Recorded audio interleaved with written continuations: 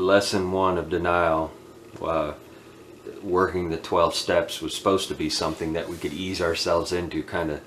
We thought we could, in my opinion, thought we were just kind of tipping our toes in the water, check the temperature, but it was a lot harder than I ever thought it would be. And learning things like it was the denial of what was going on in my life that turned my actions into shame, into guilt and regret. Like he says, you cannot heal a wound by saying it's not there. Jeremiah 6:14. I used to always tell myself there was nothing wrong because it didn't exist. If nobody else knew it existed, then I could convince myself that it did not exist. I convinced myself of that truth. We are as sick as our secrets, and when you keep secrets, whether from yourself, from God, from your family, from whoever, it is a sickness. It affects you, not just psychologically and emotionally, but it does affect you physically. I realized as further along that my addictions and my hurts and my hang-ups and my habits took me, the further down that rabbit hole I went, the further my mental health and my actual physiological health would deteriorate.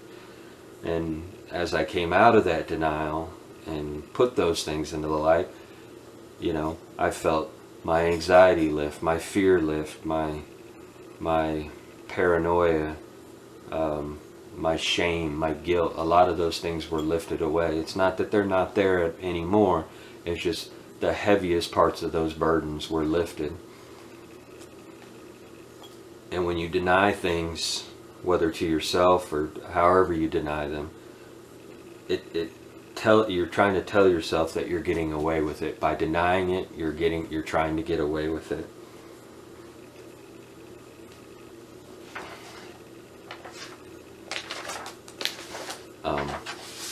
The lesson goes on to ask several questions. The first one being, what areas of your life do you have power or control over?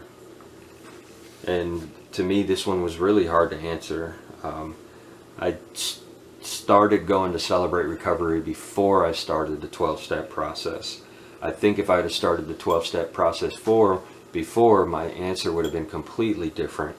But since I started it afterwards, it may be skewed a little bit, but I tried to take myself back into that mindset before I started CR.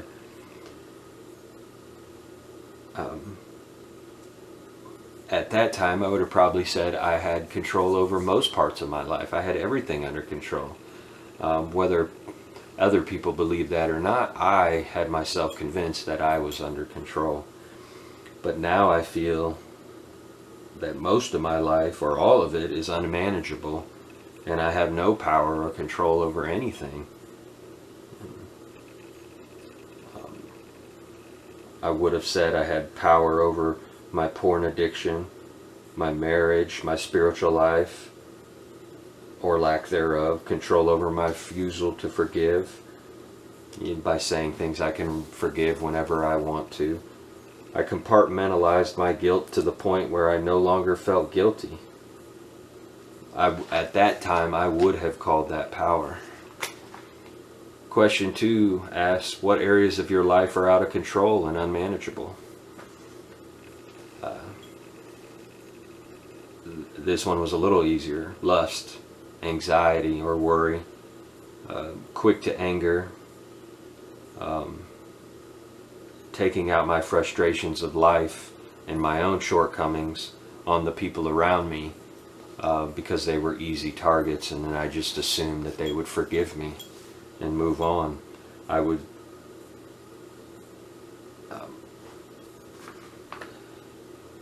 was out of control with the idea that I was completely unforgiving, but I expected to be forgiven. I was not honest with God. I was not honest with myself or the people around me about what things I was doing, things I was thinking, having resentment and anger, having immoral and impure thoughts and desires and temptations, my self-confidence, my self-worth, my trust, my fear, my pride.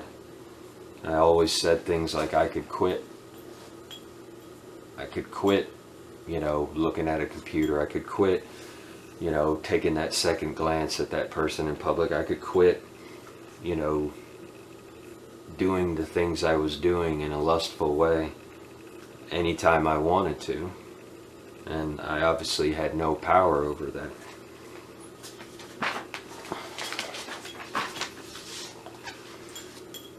Question 3 asks, how do you think taking this first step will help you? I think it will stop me from lying to myself and to God about what truly is in my heart, in my mind, and what truly was in my past. And, it kind of makes me realize that nobody else has a spiritual investment in me besides me and God. And the sooner I realize that, the sooner I'll be able to really focus on me and my relationship with God. Question 4 asks, as a child, what coping skills did you use to get attention or to protect yourself? This one was very easy for me, surprisingly. When I was younger, I used bad behavior. I would act out just to get it acknowledged. Being good in my house growing up meant basically being ignored. The old adage, the squeaky wheel gets the grease. And, although being good was easier and it was something that came naturally, I didn't get the attention that I wanted or needed. And so, I would act out. It was negative attention, sometimes physically abusive attention, sometimes verbally abusive attention, but it was attention nonetheless. And it was something that I hungered for. As I look back as a almost 40-year-old man, I realized just how twisted that is, but in the mind of a 8, 10, 12, 14-year-old, it seemed perfectly natural to expect those things. To protect myself, since there wasn't a big emotional connection between myself and anybody in my family, and vice versa, it was just not a very emotionally open household. I didn't have a feeling of belonging, and so you didn't really speak about things. You didn't speak about your feelings. You didn't speak about, your anger. You didn't speak about your feelings of how trust was broken and how you felt betrayed because, your parents, in your mind, your parents not only allowed a family friend to sexually abuse you, they delivered you to this person on almost a daily basis. And so I just kind of shoved it deep down in the pit of despair inside. And the only problem is eventually it overfilled, and it had to go somewhere. And I was always an attention getter, trying to get approval from the crowd, and would just crack jokes about self-deprecating, just and that comes from the self-confidence and the self-worth, where if I cracked a joke first then about myself, then nobody else would dare do it. But dealing with those things in that manner, definitely affected the way I reacted as an adult to most situations. Question 5 asks, in your family of origin, what was the family secret that everyone was trying to protect? This one, not easy to admit, but definitely an obvious one, was sexual abuse by a family friend and physical and emotional abuse inside the house. And it was really one of those things where they didn't talk about it, they didn't recognize it. If there were bruises or if there were situations that needed to be explained, it was basically explained, and I'm guessing, but basically pawning it off or explaining in a way as that I was a clumsy child, or I fell down the stairs, or I fell off my bike, or things of that nature. Boys will be boys, they get banged around, and that's just how it was explained away. And it just would really look bad for a military man in a military house to admit that these things went on in his home, or at least under his watch.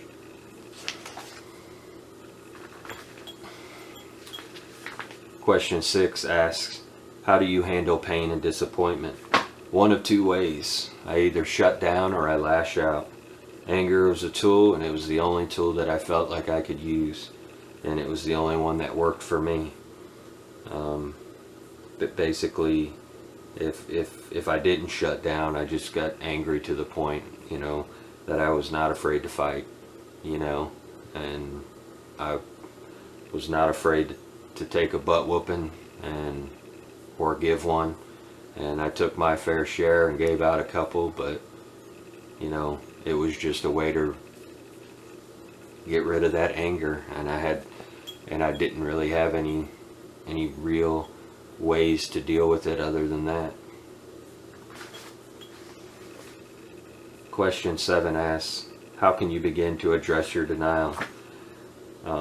I have begun, but at the time of writing this answer, I can begin to address it by admitting to myself and God through prayer what I am and what I've done.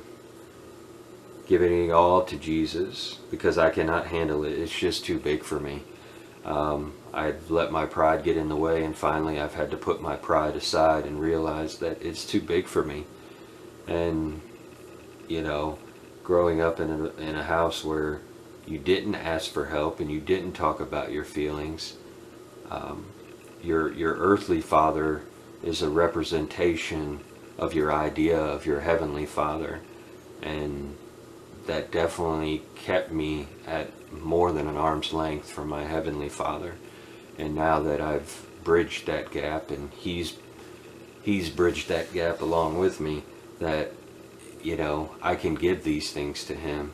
And to be honest, I still hold some things back, but the big things that were definitely affecting my everyday life, my functionality as a husband, as a father, as a man, those things I've given over, and he's taken them, and I still have work to do. I still have my part in it that I have to do, but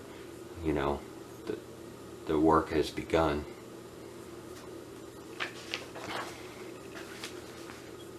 Question 8. In what areas of your life are you now beginning to face reality and break the effects of denial?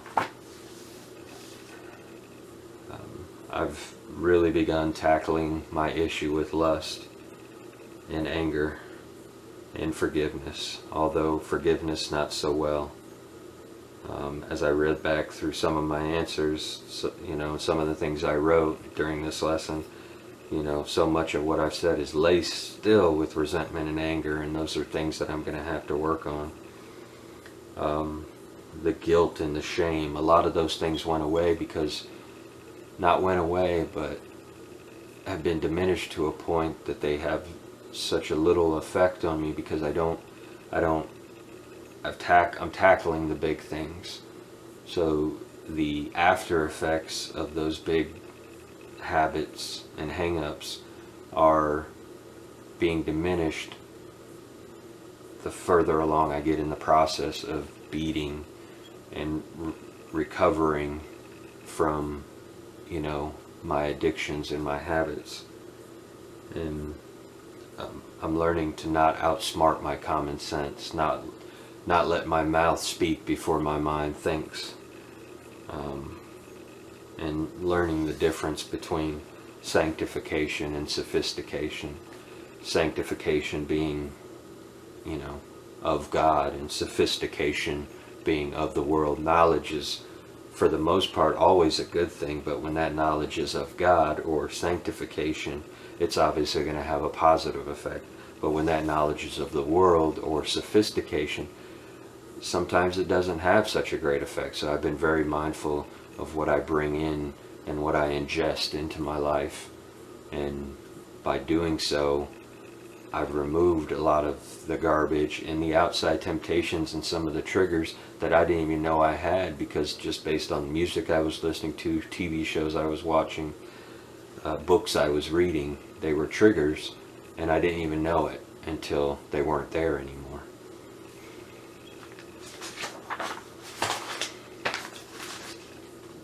Question 9, the last one for lesson 1. Are you starting to develop a support team? Are you asking for phone numbers in your meetings? I really wasn't at first, and this was a pride thing. I'm trying to, and I've gotten better. I have a list of 4 phone numbers of people that I feel I could call if I had to. I have not yet. The trust is really hard for me, and pride makes it harder. And I just have this big belief that, some people say, call me anytime you need me, I'm there for you, and you kind of take it like, I think back to high school when people sign in your yearbook and they sign, keep in touch. They say it, but they don't really mean it. They don't expect you to keep in touch. Once you graduate, you're never going to hear or talk to them again. And I'm trying to break that cycle and realize that, these men that I'm in these meetings with, they're there for themselves so they can recover, but they're also there to push me and hold my feet to the fire in my recovery. And as I get that imprinted on my mind, my support team and my support group is going to grow, and then I'm going to learn to trust these men that I'm spilling my guts to on a weekly basis, multiple times a week. And it's a scary process for me. It's a new process. It's me putting my pride aside, my stubbornness aside, and accepting the fact that these people are not out to get me, and they're just out to help me and help me help myself. So that's lesson 1 of denial, and lesson 2 is powerlessness. And hopefully, if I can find some time, I'll definitely be talking about that. Thank you for listening.